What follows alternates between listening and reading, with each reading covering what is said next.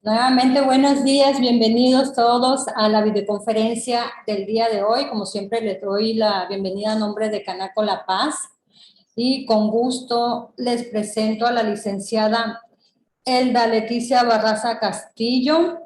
Ella nos estará apoyando con el tema de hoy, que es salario y compensación laboral. La licenciada Elda desempeñó el cargo de gerente de planeación laboral en Estratego Firma. Entre sus principales funciones destacó como asesor jurídico de las empresas en cumplimiento normativo en materia laboral. Actualmente desempeña el cargo de gerente regional de ventas en la zona península. Muchas gracias, licenciada Elda, por apoyarnos con estos temas, a Estratego Firma por apoyarnos para seguir con estos temas importantes para nuestros afiliados y público en general. Le dejo la palabra. Muchísimas gracias. Buenos días a todos. Gracias por el espacio, por el tiempo. El día de hoy vamos a abordar un tema que es muy amplio. Vamos a tratar de ser muy precisos con la información que les vamos a compartir. Y el tema del que vamos a hablar el día de hoy es el salario y la compensación laboral. Para ello, invité a mi compañero Damián Torres, quien también trabaja en el área de planeación laboral en la sede de Cancún, Quintana Roo, para que podamos compartirles información de calidad y podamos resolver todas sus dudas. Así que bueno, vamos a dar inicio a esta presentación. Adelante, Damián. Y bueno, antes de iniciar a hablar de qué es el salario, cómo se conforma, cuáles son sus características, es importante que retomemos nada más un poquito las bases del derecho laboral y cuáles son algunas de sus características más importantes. Esto con la finalidad de comprender o sensibilizarnos de lo que vamos a hablar un poquito adelante. Entonces, dentro de las principales características del derecho laboral, pues bueno, vemos que es un derecho social y es un derecho público. Aquí hay que entender la relación laboral como una relación entre desiguales, ¿no? Aquí es claro, la ley lo prevé y pues bueno, también en este caso los tribunales, que aquí el patrón o la figura de la empresa siempre va a tener una posición mucho mayor y de poder inclusive sobre el trabajador. Entonces, ¿qué es lo que dice en este caso el Estado? Pues bueno, el Estado va a intervenir en solucionar algunos conflictos, en establecer algunos parámetros justamente para que la relación pueda ser un poquito más equilibrada, ¿no? Entonces, a diferencia de otras ramas del derecho, por ejemplo, en una compraventa, una relación de compraventa, en una relación profesional, pues bueno, ambas partes son iguales, ambas partes pueden acreditar su dicho de igual manera en un tribunal y pues a diferencia del derecho laboral, en este caso, pues bueno, por eso es que siempre vamos a ver que la mayoría de las cargas de la prueba está sobre el patrón.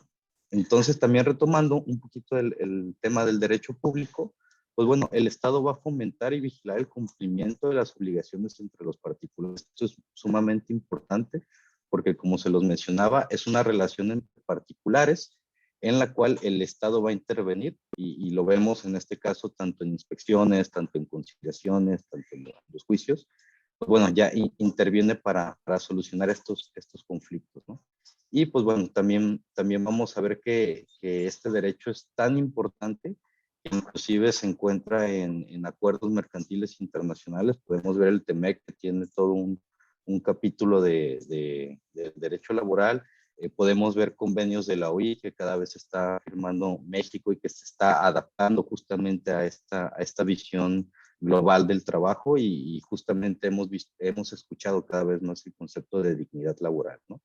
Entonces hay que entender que el derecho laboral es un derecho social y es un derecho público porque es una relación entre desiguales y en consecuencia de ello, pues bueno, vamos a ver ciertas acciones que va a plantear el Estado para proteger justamente estos derechos, sobre todo en tema de salario.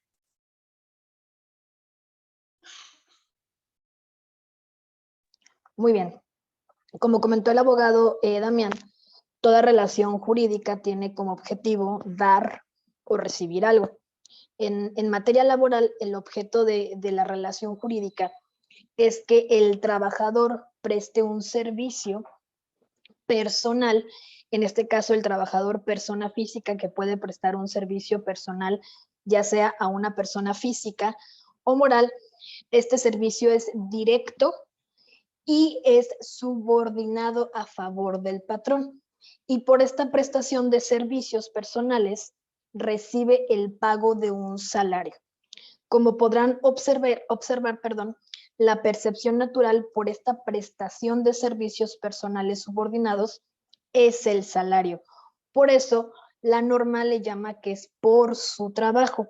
Más adelante les voy a explicar las distintas percepciones laborales que puede recibir un trabajador, además de las percepciones salariales, que son las más comunes. Entonces, para ello, quiero darle lectura al artículo 82 de la Ley Federal del Trabajo, que es el artículo que nos define qué es salario.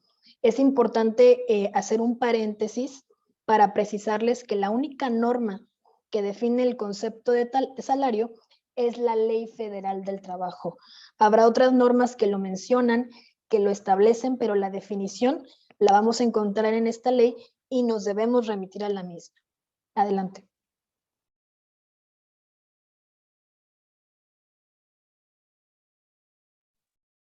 El concepto de salario que justamente marca la Ley Federal del Trabajo es que es la retribución que debe pagar el patrón al trabajador por su trabajo. ¿Okay? Y aquí hacemos énfasis en por su trabajo. ¿Okay? Si esa cantidad o esa percepción no se le está pagando al trabajador por su trabajo, no se va a considerar salario. Entonces, esto nos da pie a que existen diversos tipos de percepciones laborales que ahorita vamos a ver. Y pues bueno, también es importante señalar que esta misma fórmula de la retribución que debe pagar el patrón al trabajador por su trabajo, pues también la toma la ley del Seguro Social. Dice, bueno, la ley especial es la ley federal del trabajo, yo voy a tomar la misma fórmula para definirlo. Entonces, es importante, pues bueno, señalar esto y que existen diversos tipos de ingresos laborales. También antes de pasar a explicarlos, es importante aquí nada más regresarnos un poquito y hacer énfasis en que si uno de estos elementos no existe, ya no se va a poder configurar una relación laboral. Por ejemplo, ¿qué pasa si es una persona moral la que presta el servicio, inclusive hasta subordinado? Pues bueno, no es una relación laboral, ¿no? ¿Qué pasa si no es un servicio subordinado? No es una relación laboral, es una relación profesional. En el caso de la persona moral, pues bueno, no puede ser personal porque va a poner a terceros a su disposición, ¿no? Entonces vemos aquí cómo si cambiamos uno de estos elementos, ya no existe la relación y por ende ya no existe un salario.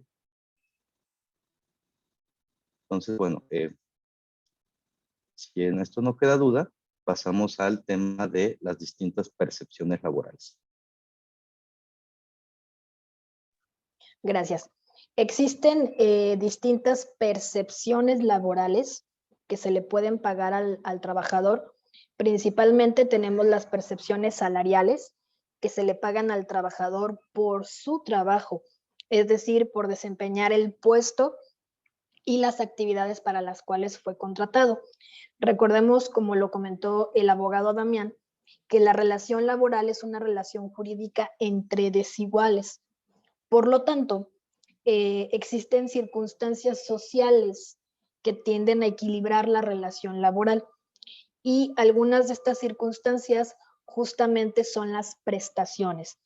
Las prestaciones son otro tipo de percepciones laborales que se le pueden pagar al trabajador, pero estas prestaciones no se le pagan por su trabajo. Estas prestaciones se le pagan al trabajador por su calidad de ser trabajador. Y las prestaciones tienen ciertas características muy particulares que no están establecidas en la ley, pero que nosotros, en base a la experiencia, a la especialización y al análisis que hemos hecho, determinamos que cumplen o que reúnen, ¿no? Una de las principales características, pues, es que tienen un origen social. Este origen social nos permite equilibrar la relación obrero-patronal. Otra de las características es que es necesariamente general. Es decir, que todos los trabajadores de una misma empresa o todos los trabajadores a nivel nacional cuentan con prestaciones básicas. También es importante mencionar que otra de las características es que las prestaciones son equitativas para todos los trabajadores y son permanentes. En el supuesto de que la empresa determine otorgar prestaciones superiores a las de la ley, que existen empresas en México que lo hacen, estas prestaciones superiores, una vez que se otorgan, se convierten en un derecho adquirido para el trabajador.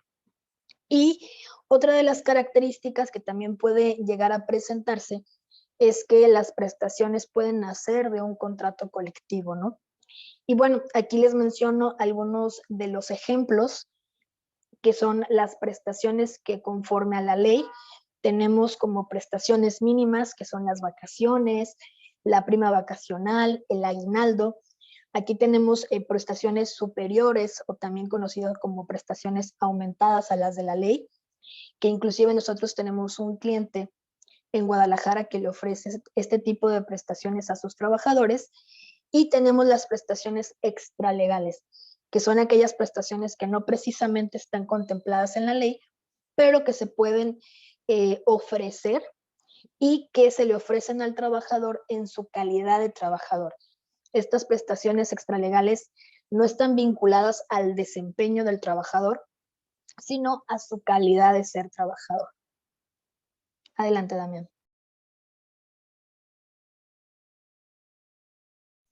Bueno, otro tipo de percepciones son las indemnizaciones, que yo creo que las conocemos un poquito mejor, sobre todo el tema de la indemnización constitucional en temas de separación injustificada, pero la verdad es que existen varios tipos de indemnizaciones, ¿no? Por ejemplo, si nos negamos a reinstalar a un trabajador y la relación fuera por un tiempo determinado menor a un año, tenemos que pagar como indemnización la cantidad de salarios igual al importe de los salarios de la mitad del tiempo prestado, ¿no? Entonces, aquí ya nos va poniendo fórmulas, también en caso de si nos negamos a reinstalar a un trabajador que fuera contratado por un periodo mayor a un año, en los casos en los que nos negamos a reinstalar a un trabajador por tiempo indeterminado, y pues bueno, existen varios tipos de indemnizaciones que es importante conocerlas. Y también otro tipo de ingresos, otro tipo de percepciones laborales, pueden ser, por ejemplo, el PTU. El PTU no es algo vinculado al tema de tu calidad de trabajador o inclusive al tema de tu desempeño. Simplemente el PTU está vinculado a factores externos del mercado, ni siquiera de la empresa. Y pues inclusive hay años en los que se paga y otros años en los que no se paga, ¿no? Gratificaciones por finiquito. Entendemos esta gratificación como algo que la empresa le quiere dar adicional a esta persona, a manera de, pues justamente de gratitud, de aquí viene esta palabra. Las pensiones por cesantía, y un tema que yo creo que muchos no tomamos muy en cuenta, son los costos derivados del trabajo a través de la modalidad del teletrabajo, ¿no? Aquí hay que recordar que inclusive la misma ley nos marca que tenemos que pactar, por lo menos con las personas, un costo por el tema de los servicios, por lo menos de la luz, el internet y cualquier otro insumo que pueda derivar de la relación bajo la modalidad de teletrabajo. Y también aquí hay que recordar nada más que por el hecho de que haga 1 o 2 días de home office no se considera teletrabajo aquí. También hay que recordar que existe un parámetro, ¿no? Pero bueno, también estos costos, pues bueno, no dependen de la calidad de ser trabajador, no dependen de su rendimiento, simplemente de la modalidad bajo la cual están contratados. Y hasta aquí, no sé si tengan alguna pregunta.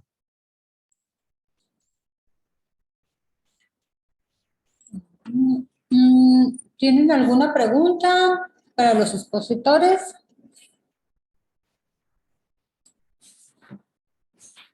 De momento no tenemos preguntas en el chat. Continuamos.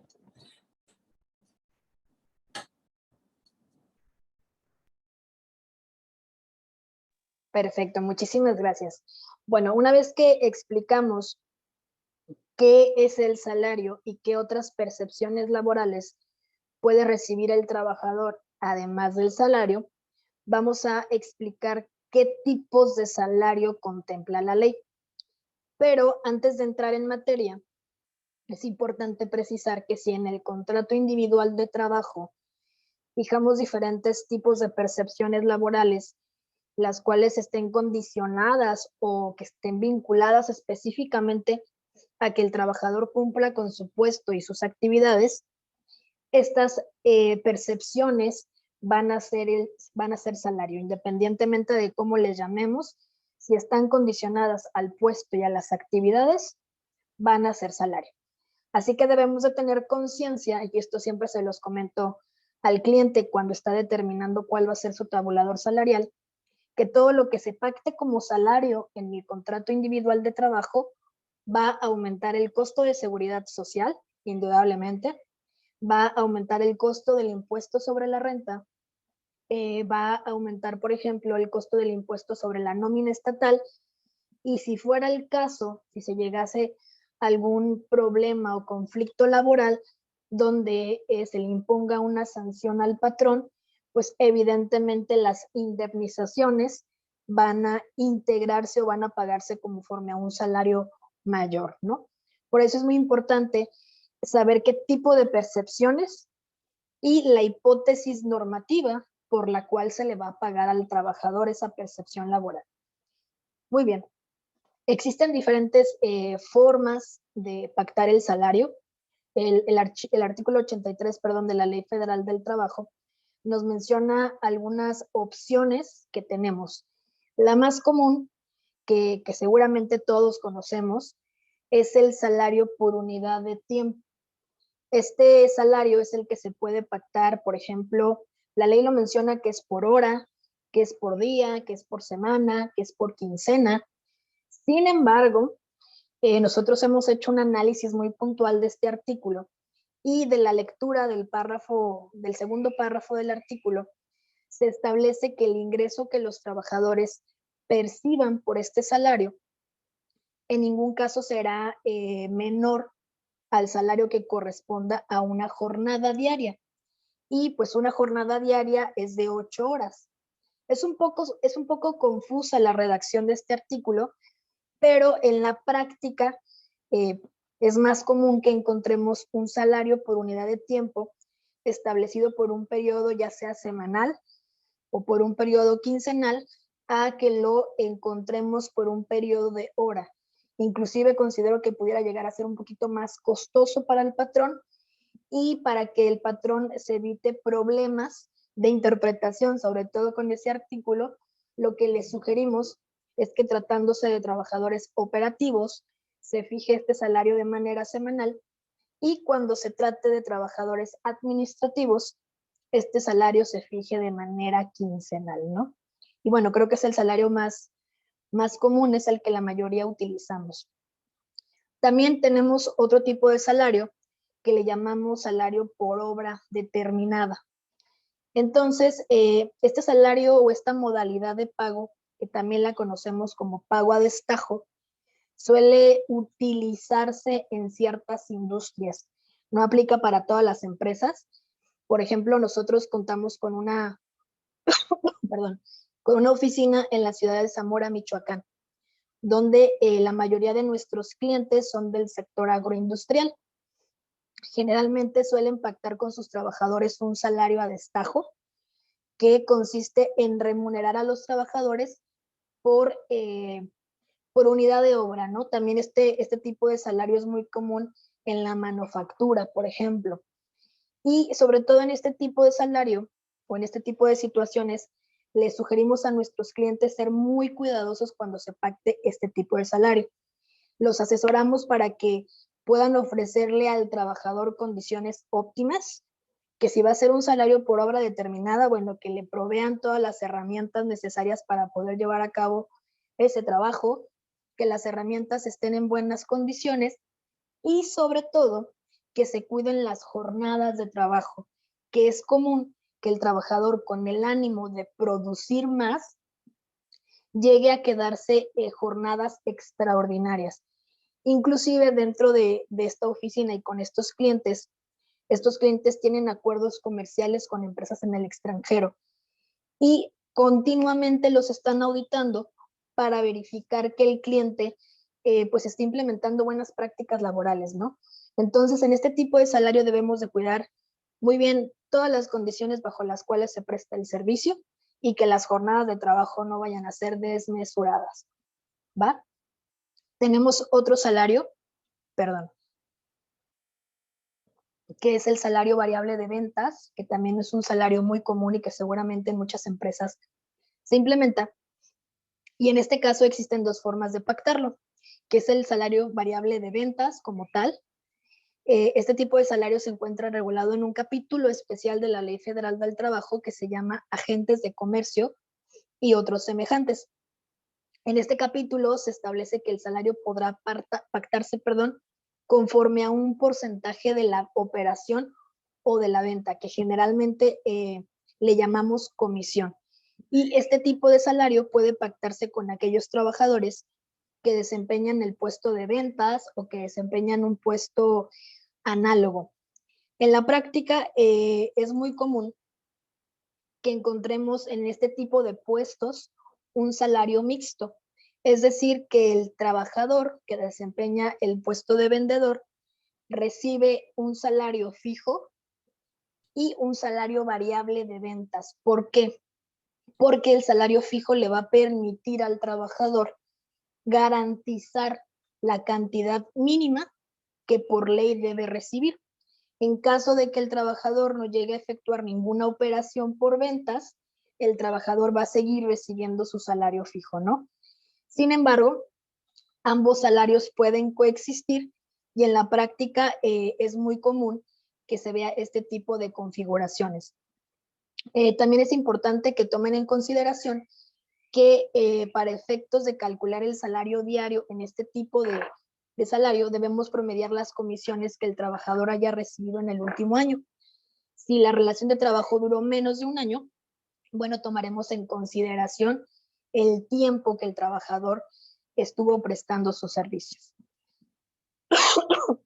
Y bueno, ya por último tenemos el salario variable, es el salario variable general, por ahí hubo una confusión.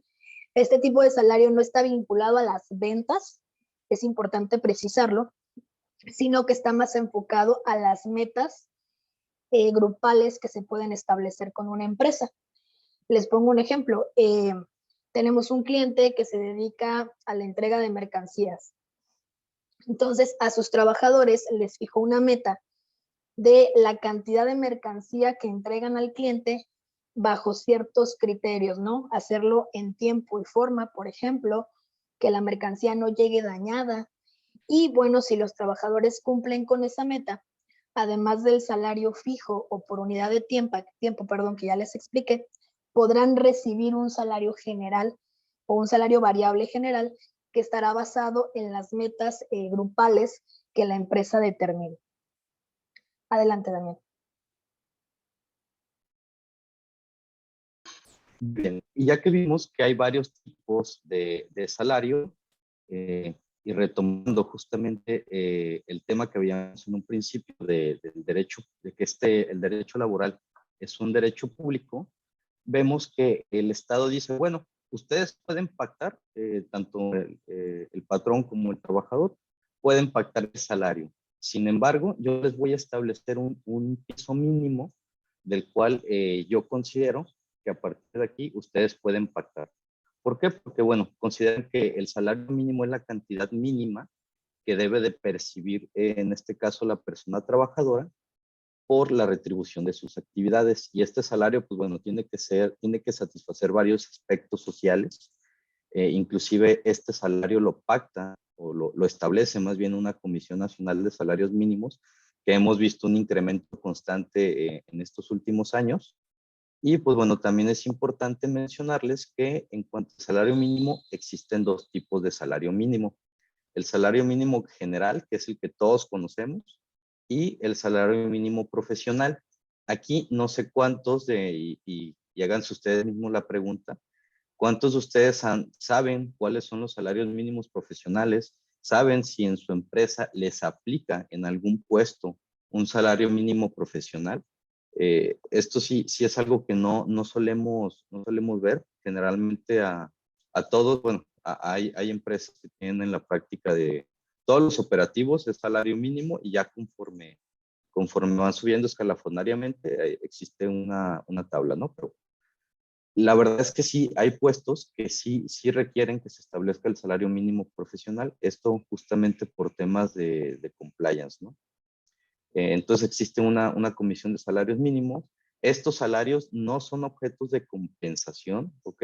Recordemos, esta es la cantidad mínima que tiene que recibir el trabajador por la retribución de su trabajo. Entonces, esto todavía tiene privilegios más específicos que vamos a ver más adelante. Justamente los descuentos están muchísimo más limitados en el salario mínimo en comparación ya en el salario normal. ¿Ok? Entonces, aquí sí es importante ver que existen dos tipos, que hay que tomar también en cuenta el salario mínimo profesional, y esto, bueno, se actualiza cada determinado tiempo. Lo más probable es que se vuelva a actualizar conforme vemos las políticas del Estado. Y pues bueno, no sé si hasta aquí tienen alguna pregunta.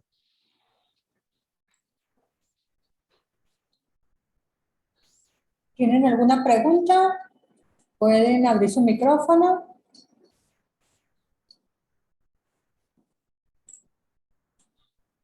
¿No? Adelante, continuamos.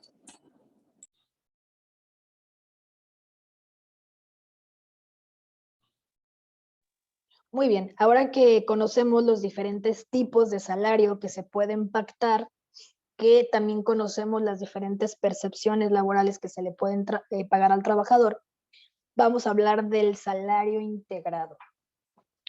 El salario integrado es un concepto súper amplio. Generalmente cuando los clientes nos consultan cómo integrar el salario o qué conceptos se pueden integrar en el salario, yo siempre les suelo preguntar, ¿para qué necesitas el salario? ¿Necesitas el salario para pagar prestaciones? ¿No? La pregunta que se tienen que hacer es ¿para qué necesitan ese salario? Y conforme a la necesidad determinaremos qué ley le aplica y cómo se debe integrar.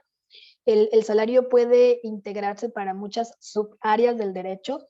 Puede utilizarse el salario para pagar las prestaciones, que inclusive muy pocos clientes tienen conocimiento de cómo se tienen que pagar las prestaciones.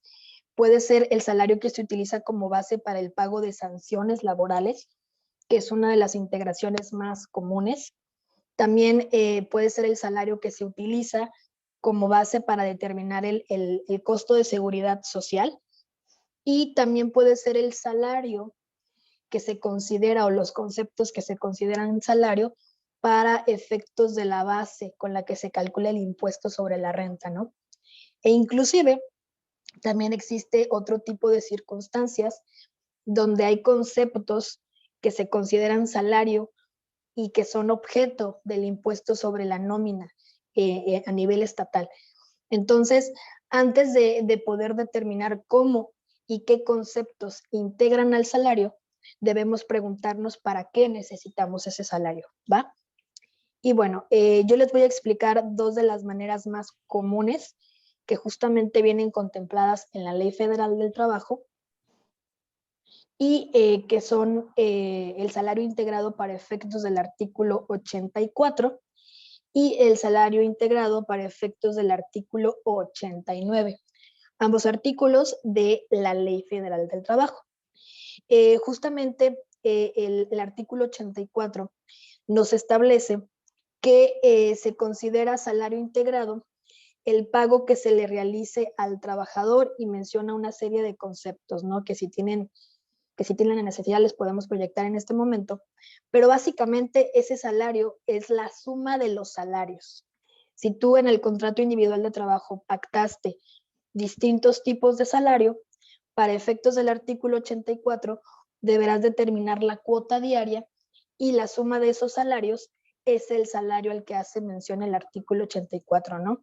Y justamente este artículo es el que nos establece qué debemos de tomar en consideración para pagar las prestaciones, que muchos patrones pagan las prestaciones únicamente considerando el salario diario que recibe el trabajador, sin la integración de los salarios, de los distintos salarios que se le pueden estar pagando al trabajador.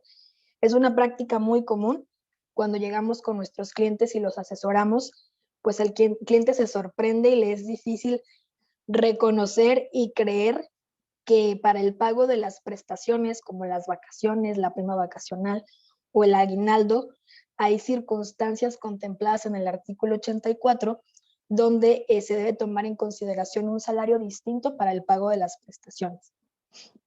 Y por otro lado, tenemos el salario integrado conforme al artículo 89, que establece cuál será el salario para el cálculo de las indemnizaciones.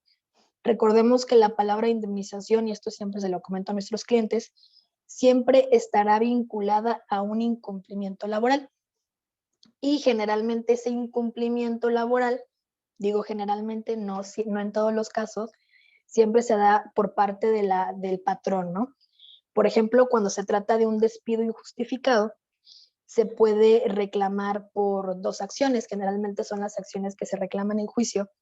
La primera es la acción de indemnización constitucional, y esta acción significa que el trabajador está de acuerdo en que la relación de trabajo termine, no está de acuerdo que termine de manera injustificada, pero justamente por esta situación reclama en juicio el pago de 3 meses de salario. Y estos 3 meses de salario estarán calculados conforme a lo que establece el artículo 89.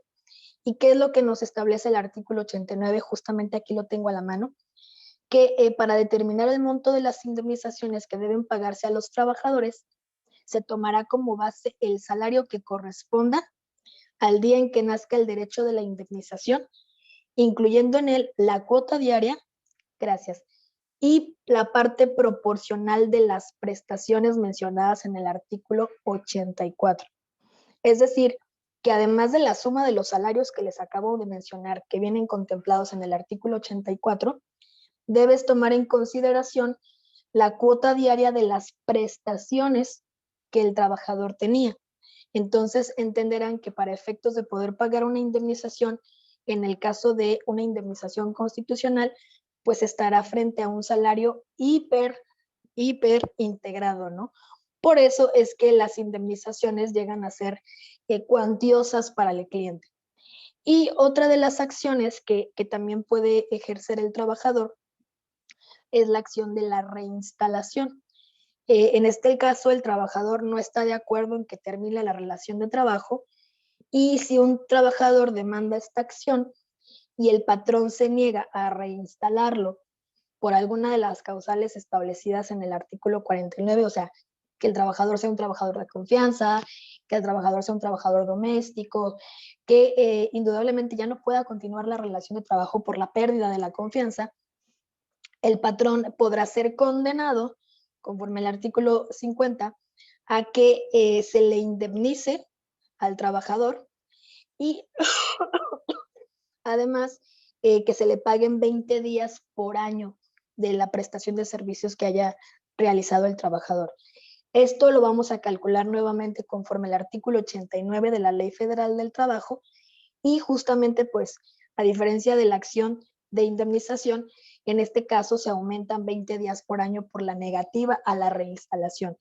Como podrán observar, pues las indemnizaciones o las sanciones que se pueden establecer al patrón llegan a ser muy cuantiosas porque se integran con los pagos que la autoridad determina como salario. es decir, aquellos pagos que efectivamente están vinculados al puesto y a las actividades que desempeña el trabajador, y para efectos de una indemnización también se consideran las prestaciones. Entonces, esto es importante que lo sepan, es el salario integrado que más utilizamos en materia laboral, el que más cuidamos en aspectos empresariales y el que tratamos de evitar a toda costa, obviamente con un adecuado programa de compliance laboral que nos permita evitar contingencias de este tipo. Entonces, esto es para efectos de la Ley Federal del Trabajo, pero existen otros tipos de salario integrado que, como les mencioné al inicio de la plática, que se pueden presentar en otras leyes. Para ello le voy a ceder el uso de la voz a Damián para que les pueda compartir algunos ejemplos. Sí, bueno, aquí tenemos para otras dos leyes, que es para la ley del impuesto sobre la renta y para la ley del seguro social. En la ley del impuesto sobre la renta, en el artículo 94, si bien es cierto, no nos señala cuáles son el salario integrado, nos señala cuáles van a ser los ingresos que van a ser considerados para el cálculo de la base del impuesto. Y dentro de esos ingresos nos dice primero que nada los salarios y demás prestaciones que deriven de una relación laboral. Entonces ahí ya tenemos dos de los ingresos que hemos visto, incluyendo el PTU. Aquí, si se fijan, lo distingue de las prestaciones, porque el PTU, pues bueno, deriva de otras cosas, y las prestaciones recibidas como consecuencia de la terminación de la relación laboral. Entonces, aquí inclusive vemos que separa justamente las prestaciones de las prestaciones que ya se recibirían como consecuencia de la terminación de la relación laboral. ¿Y cuáles podrían ser, por ejemplo, uno de esas prestaciones? Pues bueno, tenemos, por ejemplo, el tema de la prima de antigüedad, que a veces es una prestación, a veces es una sanción, pero bueno, sí establece un parámetro para ser pagado al trabajador después de cierto tiempo. Y también vemos que para la ley del seguro social, aquí es importante nada más recordar que toma la misma fórmula del salario de la Ley Federal del Trabajo. Y pues bueno, aquí para la ley del seguro social podemos tener tres tipos de salario, que es el salario fijo, el salario variable y el salario mixto. El salario fijo, pues bueno, es el que todos conocemos. El salario variable es justamente cuando pactemos algún tipo de comisión, algún tipo de destajo con el trabajador. Y el mixto, pues bueno, es cuando se fusionan ambos, ¿no? Que lo vemos muy resumido en una oferta laboral de salario base más comisión, ¿no? Aquí es como se conforma el salario mixto. Y pues bueno, evidentemente para calcular el salario variable y la parte variable del salario mixto, existen fórmulas que yo creo que muchos contadores aquí se las saben muchísimo mejor. Y pues bueno, también, ¿qué es lo que no contempla como ingreso la ley del seguro social para ser calculado dentro del salario base de cotización? Pues bueno, los instrumentos de trabajo, temas de PTU no nos integran al salario base de cotización, las aportaciones del Infonavit, los temas del ahorro, siempre y cuando, pues bueno, sean en partes iguales tanto por la empresa como por el personal, y no se retiren más de 2 veces al año. Vales de despensa, que ahorita, pues bueno, más que vales son tarjetas, y estas están condicionadas a que no sean mayor al 40% del salario mínimo general vigente, que más o menos son como 1,000 pesos. También aquí es importante señalar el siguiente: los premios de puntualidad y de asistencia no van a integrar al salario base de cotización, siempre y cuando no sobrepasen el 10%. ¿Y por qué quiero hacer aquí una precisión? Porque el premio de puntualidad y de asistencia sí está vinculado al desempeño de la persona. Pero, pues bueno, aquí la ley del Seguro Social te dice, bueno, para que te salga un poquito más barato tu seguro y pues justamente puedas incentivar al personal, te voy a dejar que nada más, si no rebasa el 10% del salario, base de cotización, está exento. y no integra. También el tema de la habitación y de la alimentación. Aquí es importante también decir que existen reglas en cuanto a que, no debe de ser onerosa. Y pues bueno, en caso de que se integre, aquí también nos pone una regla de que se tiene que calcular el 25% del salario para calcular como esa prestación por cada uno. Entonces, si tenemos ambas y no cumple con las reglas de sección, pues básicamente nos va a aumentar un 50% el salario base de cotización. Y también los temas de retiro, evidentemente los temas de retiro es algo que inclusive es uno de los temas sociales que más debe de cuidar el Estado. Y si son aportaciones a planes de pensiones o son aportaciones adicionales a los seguros de cesantía y vejez, también estos no son considerados para el salario base de cotización. ¿Por qué? Porque, bueno, estos son para temas pues inclusive de previsión social. Y también es importante aquí señalar que el salario base de cotización tiene un tope. Evidentemente, el tope mínimo es el salario mínimo, pero tiene un tope máximo que son 25 veces el salario mínimo general. Entonces, sí existe este tope. ¿Qué pasa si yo como trabajador percibo un salario diario mayor a los 25 salarios mínimos, que más o menos son como 4,000 pesos diarios? Pues bueno, la cantidad de excedente pues simplemente se me paga y de esa cantidad ya no se tomaría para mi tema del salario base de cotización, ya no se tomaría para temas del IMSS. Entonces lo excedente pues simplemente se me pagaría y quedaría de alguna manera fuera de esta jugada. Y bueno, en cuanto a para qué sirve y cómo se integra, ¿tienen alguna duda? Sí, tenemos dos preguntas en general. Permíteme. Pregunta Leonila, ¿existe en la ley la causa de despido por pérdida de confianza? Sí existe esa causal. Está justamente en un capítulo especial que se llama de los trabajadores de confianza. Y esta únicamente nos va a aplicar cuando contratemos a la persona de entrada, cuando lo contratemos de confianza. Si por alguna razón, ¿sabes qué? Yo voy a contratar a Damián. Damián va a empezar como ejecutivo C y va a ir subiendo y en un determinado momento ya es una persona de confianza, no le puedo aplicar esa causal. Básicamente tendría que haberlo contratado directamente para una gerencia, para una dirección, para que yo le pueda aplicar esa causal. O inclusive, pues bueno, hay otros temas de confianza como el tema de los cajeros, el tema de guardias de seguridad, este tipo de puestos. Entonces, sí existe, pero tuvo que haber sido contratado específicamente como trabajador de confianza. Muchas gracias. Raúl pregunta, ¿los bonos de asistencia y puntualidad no entran dentro del salario mixto? En este caso, no entran dentro del salario mixto, más no sé si tú tienes algún comentario, Leti. Pero bueno, estos son bonos justamente vinculados a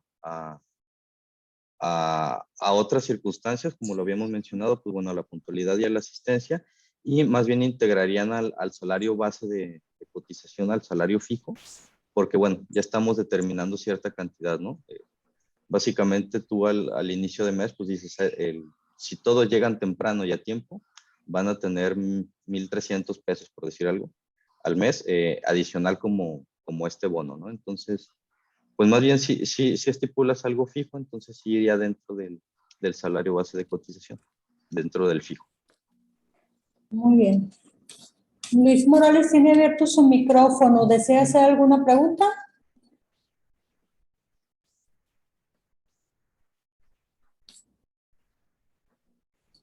¿No?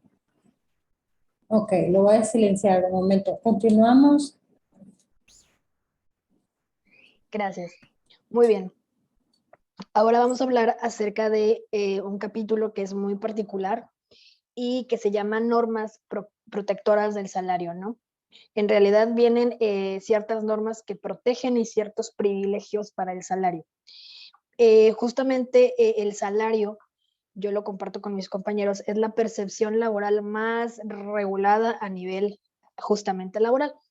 Por ello encontramos ciertas disposiciones que lo protegen, las cuales se encuentran contempladas, ustedes las podrán revisar a partir del artículo 98 de la Ley Federal del Trabajo.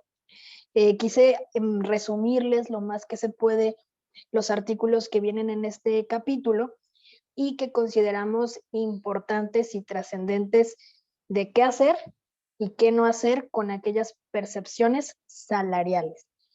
El primero de ellos es que el trabajador va a poder disponer libremente del salario. Supongamos, y este ejemplo me encanta, que un trabajador labora para una mina. Inclusive nosotros tenemos empresas del sector minero en la oficina de Hermosillo, y el patrón determina pagar el salario en vales para que el trabajador pueda cambiar estos vales en la tienda de raya que es propiedad de la empresa, y justamente así determina pagarle el salario. Eso no es correcto. El trabajador debe disponer de su salario, es decir, debe recibirlo en su cuenta y determinar qué hacer con él. Y justamente esta prohibición viene contemplada en este capítulo. Otra de las cuestiones que debemos también considerar es que el derecho a recibir salario es irrenunciable, ¿no? El trabajador no puede renunciar a recibir los salarios que haya generado, y si se dispone esta circunstancia por escrito, es decir, hay clientes, o en algún momento nos pasó con algún prospecto que me decía, es que el trabajador y yo determinamos por mutuo acuerdo que el trabajador va a renunciar al salario de esta quincena. Pues ese mutuo acuerdo que se estableció por escrito no tiene ninguna base, ningún fundamento legal.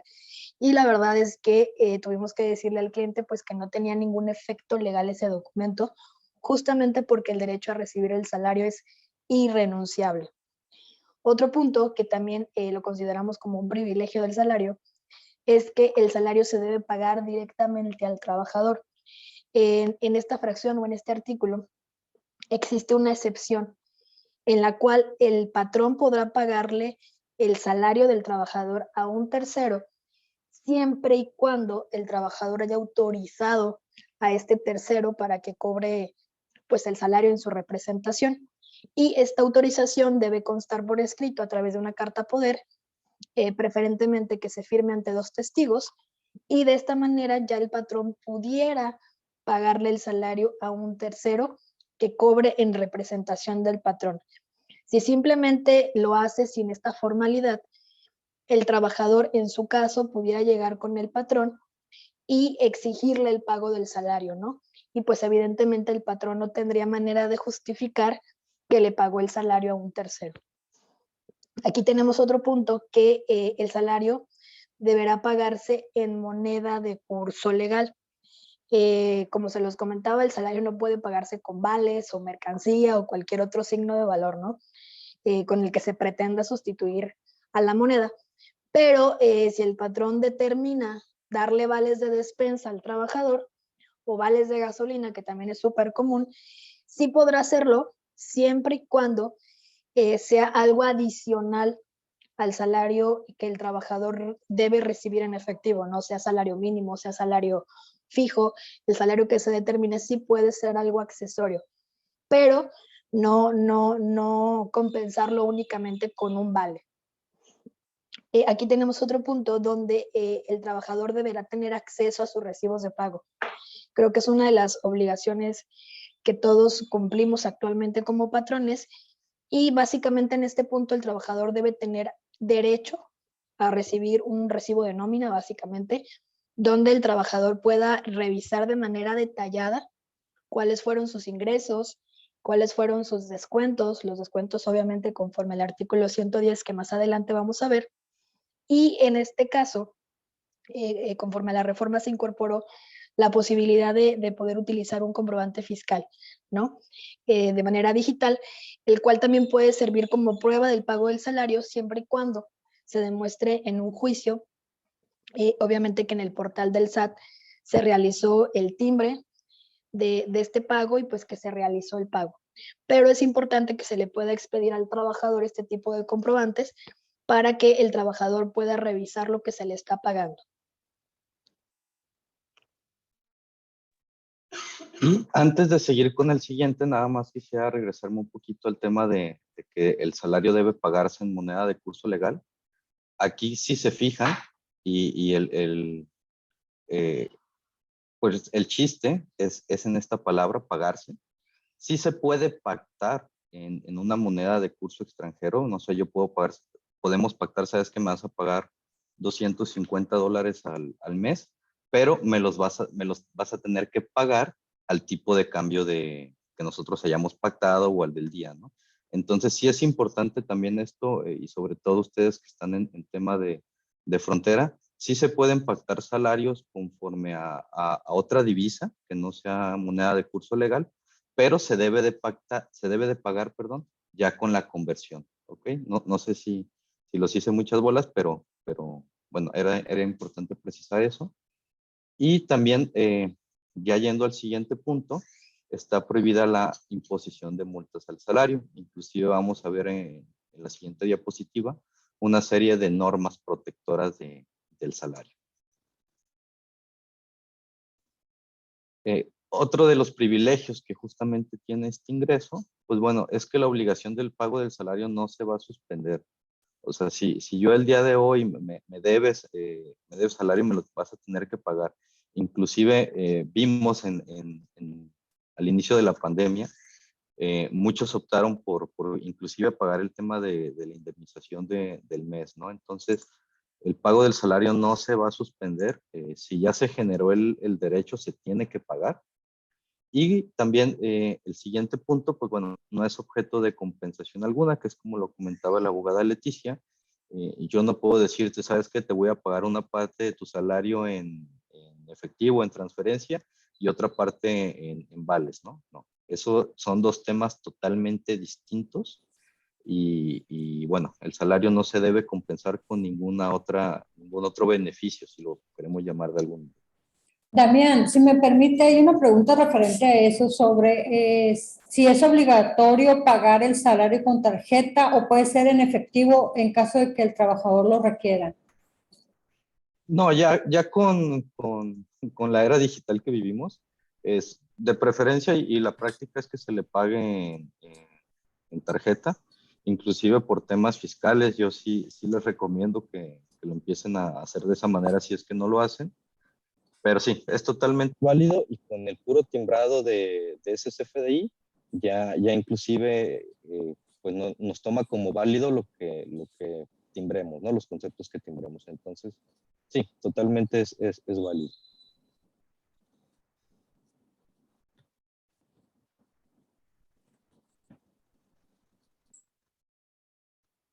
Y bueno, el siguiente punto es que es nulo que el trabajador ceda el salario en favor del patrón o de un tercero. Y bueno, volviendo al tema, al ejemplo que comentaba la abogada Leticia, inclusive aunque las partes se pongan de acuerdo en que, ¿sabes qué? Ya ahí muere, la verdad es que no nos caímos bien, hubo tensión desde un principio y cada quien se va a su casa. No, los derechos que nacieron de la obligación, de la relación, sobre todo el tema de salario, se debe de pagar, no lo puedo ceder a nadie. Aquí nada más hay que precisar que sí es nulo que el trabajador ceda el salario a favor de un tercero, pero existen circunstancias, por ejemplo, cuando se trata de una pensión alimenticia, evidentemente se cede el salario en favor de un tercero, pero esto va obviamente respaldado por una orden judicial, ¿no? Entonces, habrá ciertas particularidades en las que sí se puede, que inclusive las vamos a ver más adelante, siempre y cuando estén respaldadas, no simplemente por el hecho de que lo determinen en este caso el patrón o el trabajador.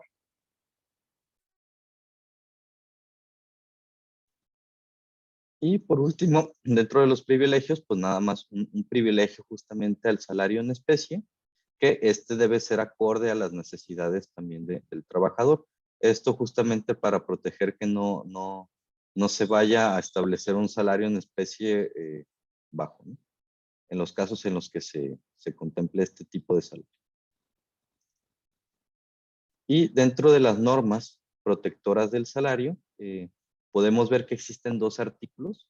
El artículo 97 se va a referir al salario mínimo y el artículo 110 se va a referir al salario en general. Y aquí, como vemos, al salario mínimo no se le puede hacer ninguna retención por anticipo de salarios. Sin embargo, al salario normal, aquí nos marca casi en todos, es el 30% del excedente del salario mínimo. Si se fijan, aquí todavía nos dice de lo que es el mínimo, que son como 172 pesos, hacia arriba, hacia lo que sea hacia arriba, vas a calcular nada más el 30%. Si son 5 pesos, si son 10 pesos, nada, si son 10 pesos, nada más van a ser 3 pesos los que vas a poder retener, ¿no? A eso se refiere con el excedente. Y pues bueno, es por anticipos de salario, por pagos hechos en exceso, por errores, pérdidas o averías, o inclusive por la adquisición de productos producidos por la empresa.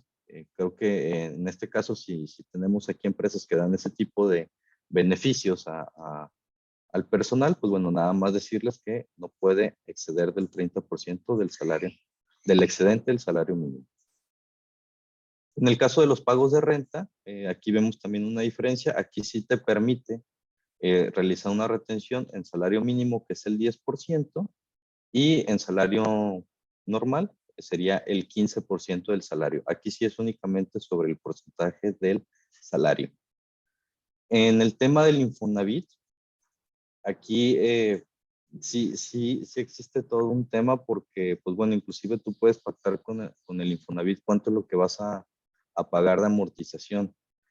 Pero sí es importante decirles que existe como una pequeña laguna en los trámites del Infonavit, o un pequeño estado de indefensión, en el que, ¿qué pasa si yo estoy trabajando en una empresa, tengo cierto salario, pacto mi crédito, mis amortizaciones en función de ese salario? A lo mejor pongámosle un número, 15,000 pesos, voy a pactar mis amortizaciones en virtud de eso, y eso está declarado ante el IMSS. ¿Qué pasa si yo me cambio de trabajo? Hace 6 meses saqué mi casa, cambio de trabajo y me cambian el salario. Mi amortización se va a quedar en la anterior. Sin embargo, yo voy a tener un salario mucho menor. Entonces, aquí sí me deja en un estado de indefensión, en donde quizás se me podría inclusive retener mucho más de lo que pues yo inclusive podría dar, ¿no? Y es un tema muy común que vemos en las empresas, y sobre todo cuando existen estos cambios, ¿no? Eh, y lo menciono sobre todo por el tiempo, porque yo sé que más o menos a partir de un año ya se puede pedir una reestructura del crédito. Sin embargo, para aquellos que tienen menos del año con su crédito, sí se les dificulta mucho. Entonces aquí en créditos del Infonavit, pues bueno, sí nos señala una norma protectora. Sin embargo, pues bueno, por una serie de trámites y requisitos, muchas veces no se puede cumplir. En temas de cuotas destinadas a la caja de ahorro, también es el 30% del excedente del salario mínimo. En temas de pensión alimenticia, es el 20% del salario o percepciones laborales, y esta, pues bueno, evidentemente tiene que ir respaldada por una orden judicial. No nada más es de que, llegó ella el trabajador y me dijo que le paguen el 20% a su ex para su hijo, ¿no? Entonces, no, esto tiene que venir por parte de un juez, y en esa orden se señala si la retención va a ser sobre el salario o va a ser sobre las percepciones. En la práctica, últimamente he visto que es sobre lo segundo. Ya lo señalan como el 20% sobre percepciones laborales, y hacen un enunciado muy parecido al de la ley del impuesto sobre la renta, en el cual te va desglosando los distintos tipos de percepción laboral, ¿no? Entonces, para dejarlo todavía mucho más amplio y mucho más protegido. Y en los créditos del Infonacot, este crédito, recuerden, lo saca y es responsable el propio trabajador, a diferencia del Infonavit, que si no pagamos también somos responsables solidarios.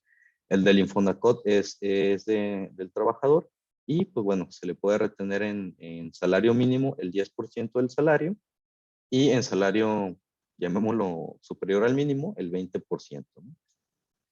Entonces, estas son algunas de las normas protectoras y de los privilegios del salario.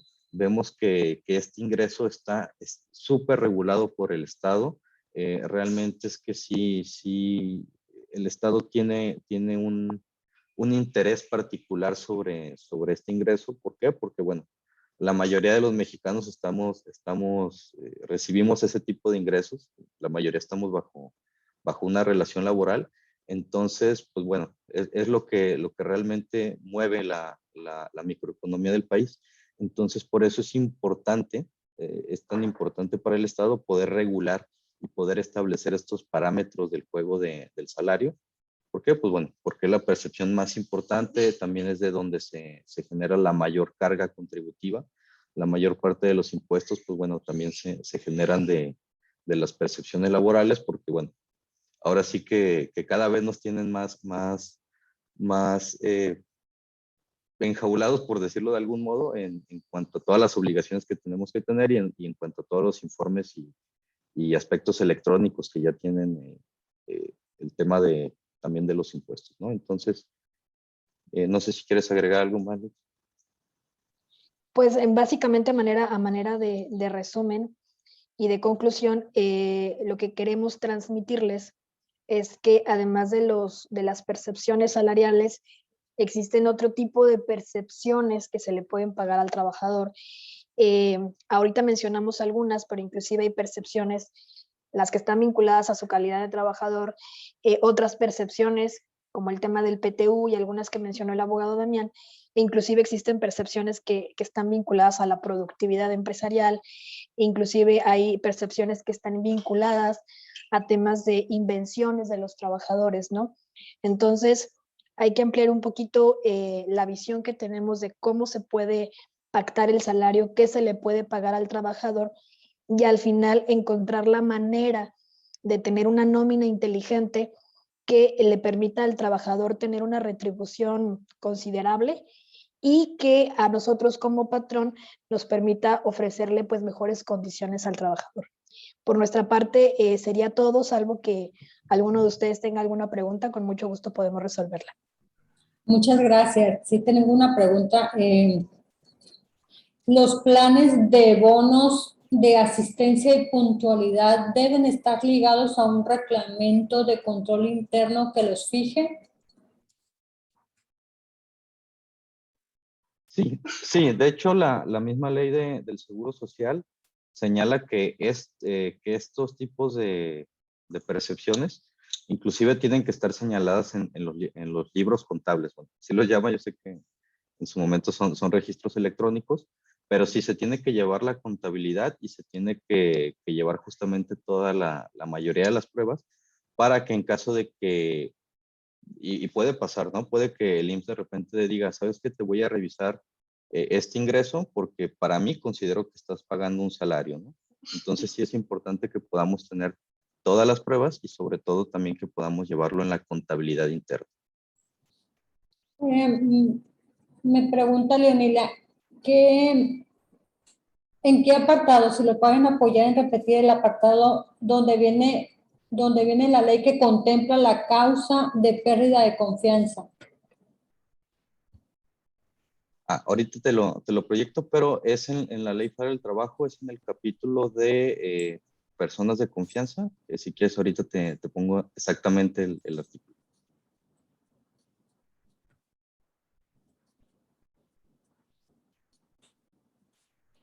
Tenemos otra pregunta. ¿Se la voy externando?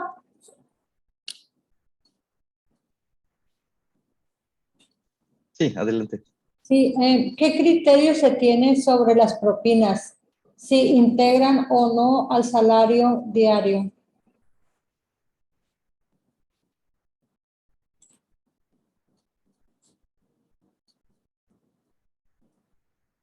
Perdón. Sí, actualmente las propinas integran al salario.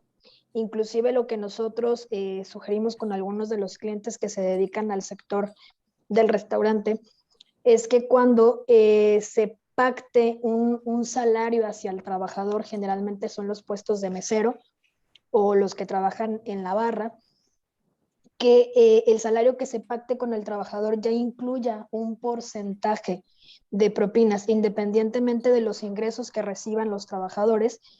Este porcentaje le permitirá al patrón determinar un monto fijo de propinas y evitar que justamente al momento de una posible indemnización la integración aumente.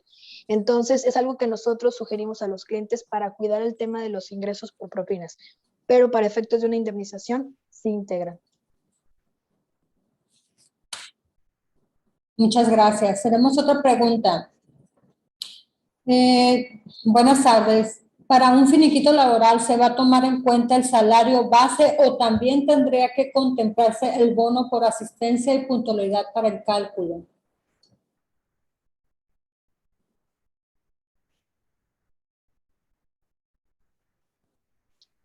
Bueno, antes de la siguiente pregunta, nada más hay que ponerles el artículo 185, es donde establece la causa de rescisión de la relación de trabajo si existe un motivo razonable de la pérdida de confianza, aun cuando no coincida con las del 47, que son las clásicas, ¿no? Y esto lo podemos ver en el capítulo de trabajadores de confianza. Muchas gracias, Damián. Y bueno, contestando la otra pregunta, depende de las circunstancias en las que haya terminado la relación de trabajo. Si fue una renuncia voluntaria por parte del trabajador, se le tendrán que pagar los salarios que en su momento estén pendientes de pago, las prestaciones que en su momento estén pendientes de disfrutar. En el caso si el trabajador generó o tuvo derecho a este bono de puntualidad o a este bono de asistencias, también se tendrán que contemplar dentro del finiquito. Dependerá mucho de las circunstancias en las que haya terminado la relación de trabajo.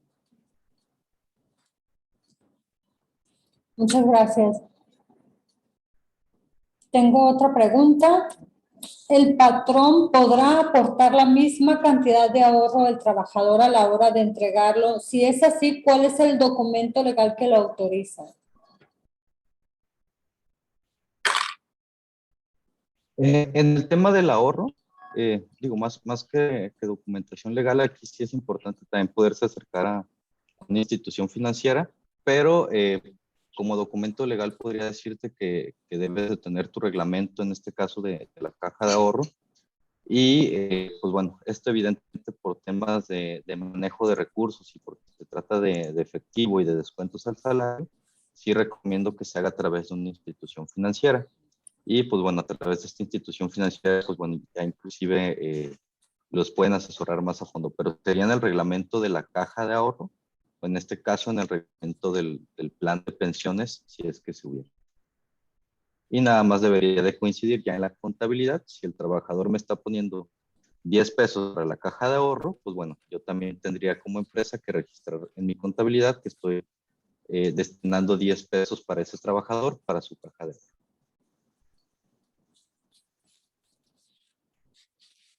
Ok, muchas gracias. No sé si quedó alguna duda o pregunta por externar.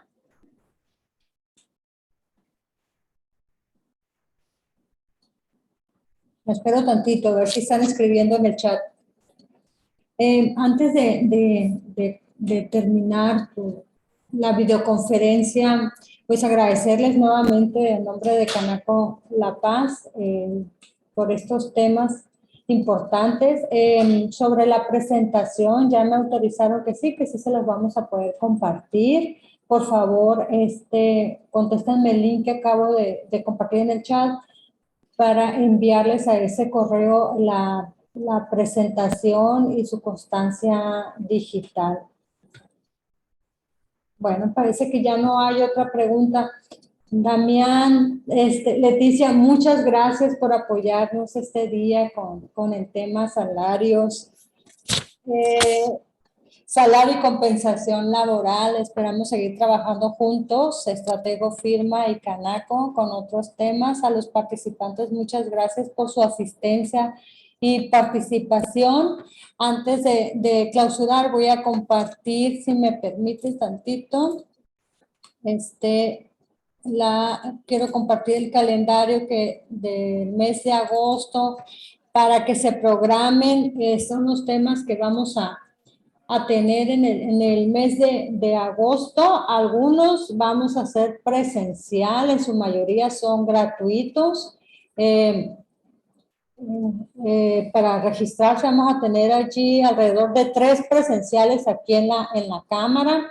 Ya la mayoría que entran me conocen, pueden solicitarme el link de registro o también entrar a la página web de Canaco. Allí están los flyers y la información sobre cada tema. Pues a nombre de Canaco les agradecemos que hayan participado el día de hoy y que tengan un excelente día. Muchísimas gracias, que tengan un excelente día. Gracias. Gracias, hasta luego. Gracias.